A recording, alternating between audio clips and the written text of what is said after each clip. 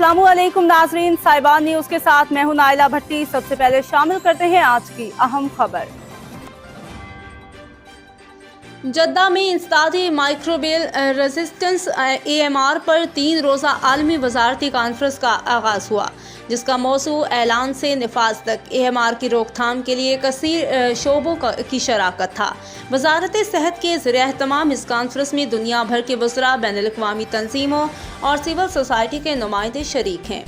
Conference का मकसद anti microbial मज़ाहमत के बढ़ते हुए आलमी ख़तरे से निमटने के लिए इक़दामात को तेज़ करना है, जो सेहत, मईशत और माशरे पर असरअंदाज हो रहा है। ख़ास तौर पर कम और दरमियानी आमदनी वाले ममालिक में वज़ीर सेहत फ़हाद अल-जलाजिल ने कहा है कि ये मीटिंग एक मजबूत रोड मैप और वाज़ेह अहदाफ का तयन करने का मौका फराहम करती है, ताकि इंसानों और जानवरों में मनशियात की मज़ाहमत का मुकाबला किया जा सके।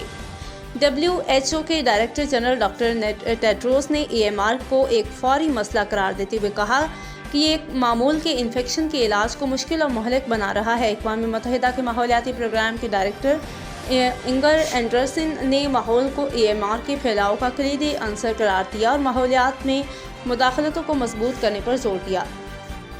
कॉन्फ्रेंस में निगरानी फंड्स, गवर्नेंस और तहकीक जैसे मौज़ूआत पर बात की गई। पाकिस्तान की नुमाइंदगी वज़ारत सेहत के तहत डॉक्टर मुमताज़ की क़ियादत में 3 डॉक्टर्स ने की, जो AMR के चैलेंज से निमटने के लिए बैनुल-अक़वामी कोशिशों में शिरकत करते हैं।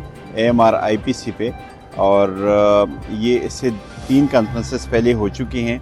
2 नीदरलैंड में हुई थी और एक मस्कत ओमान में, और ये चौथी कॉन्फ्रेंस है जिसको मिनिस्ट्रियल कॉन्फ्रेंस फॉर AMR और multi sector involvement to combat AMR। और ये बड़ा इम्पोर्टेंट है क्योंकि इसमें ग्लोबली हर मुल्क के रिप्रेजेंटेटिव आए हुए हैं। मैं ख़ुद यहाँ पे अपनी मिनिस्ट्री को रिप्रेजेंट करता हूँ, जो कोऑर्डिनेटर फॉर हेल्थ है।